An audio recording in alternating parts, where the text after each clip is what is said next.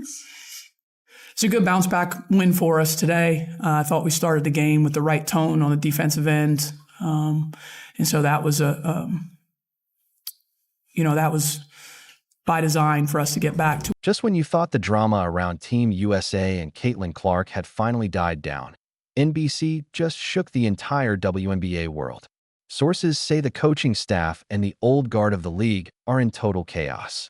And this time, it's not about a roster spot or a minor on-court incident. It's about who truly controls the future of women's basketball. Behind closed doors, insiders report a complete meltdown.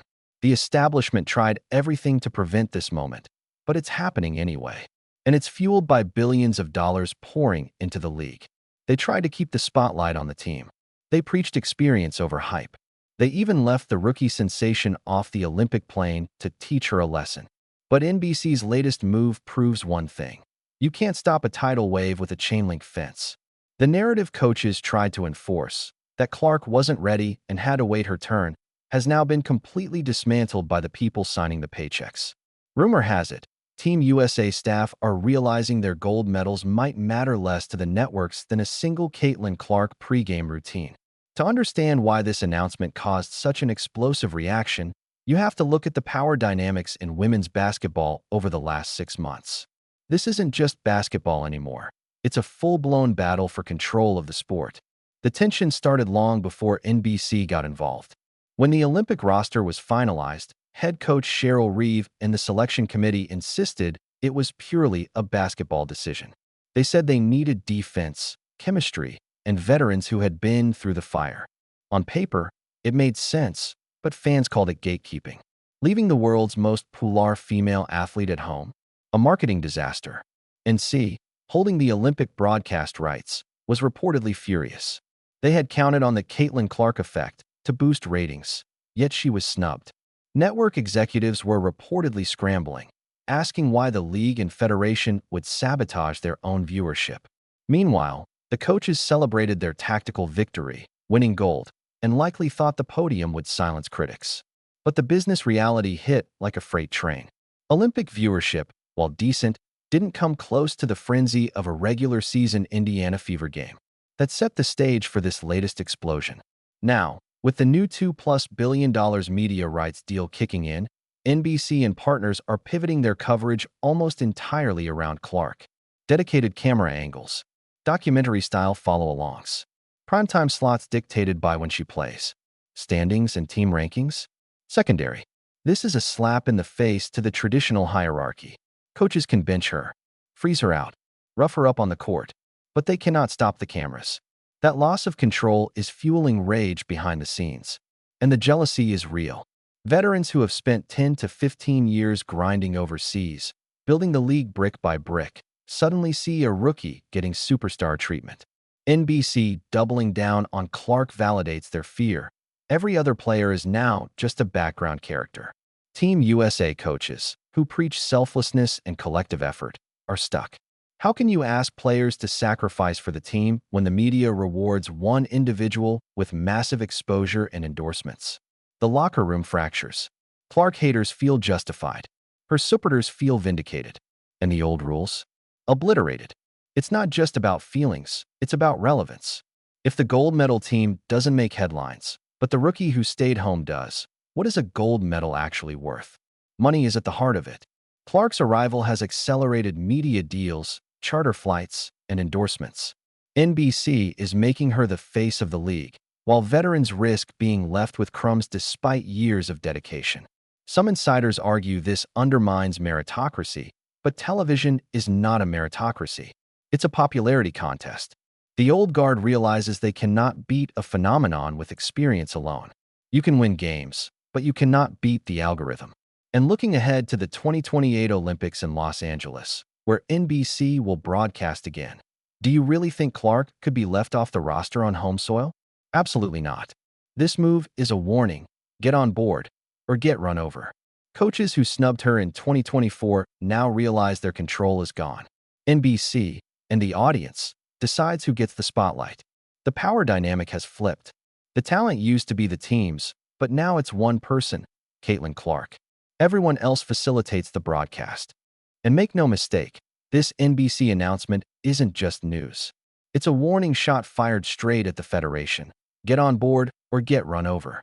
The coaches who snubbed Clark in 2024 are now realizing their authority is gone.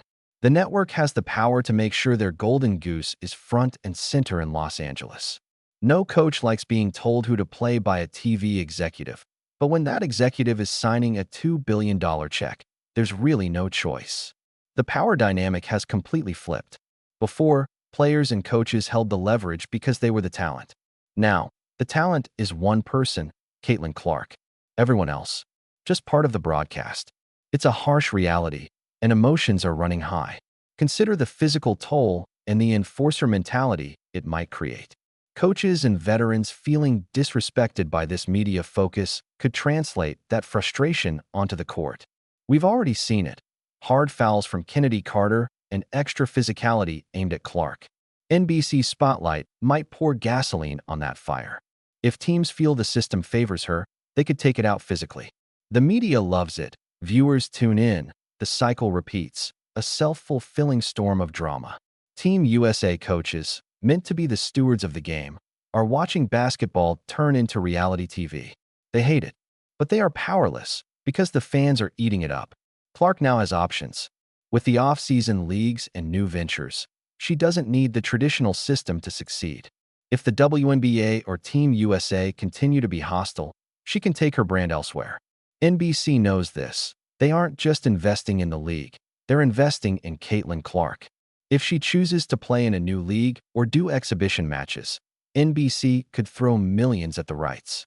The coaches understand that if she creates her own ecosystem, their leverage drops to zero. Snubbing her pushed her toward independence, but now the networks are confirming what everyone already knew. She is bigger than the system. In 2024, the old motto, "No one is bigger than the team," is officially dead. Fans have noticed too. Social media is buzzing. Comment sections are calling it karma for the coaches.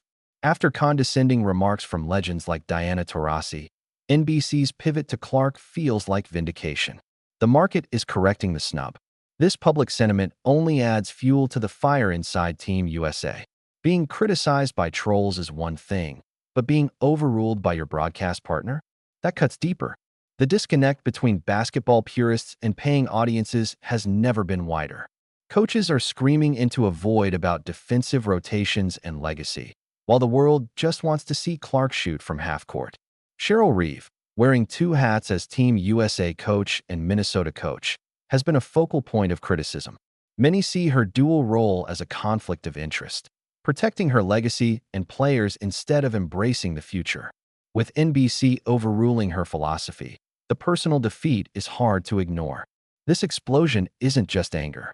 It's a realization. The era of coach-led dynasties is ending. The era of player-led entertainment is beginning. The old guard remembers begging for airtime, buying their own sneakers, fighting for recognition. Now, a rookie has the red carpet rolled out, triggering deep-seated resentment. The cold truth?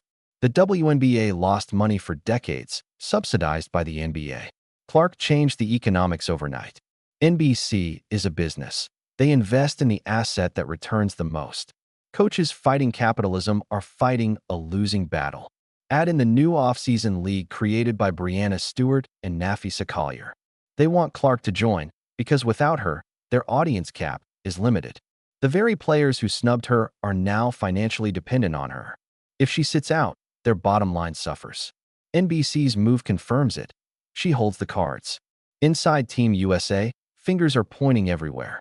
Some blame media, some fans, and some quietly recognize a massive strategic error. They thought they could humble Clark, yet she's now a martyr and a business titan. Next season will be a fascinating study in human psychology. The league will thrive financially thanks to Clark, while coaches and veterans struggle with resentment.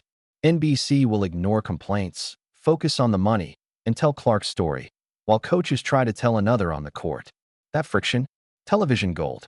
Retention skyrockets. It's not just basketball. It's a soap opera with millions at stake. As playoffs and the next Olympic cycle approach, tension will only increase. Coaches can vent in meetings, but the message is clear. The game has changed, the money has spoken, and the future belongs to whoever captures the audience. The NBC announcement is the sound of a paradigm shift. The old way, waiting your turn, earning respect through tenure, is gone.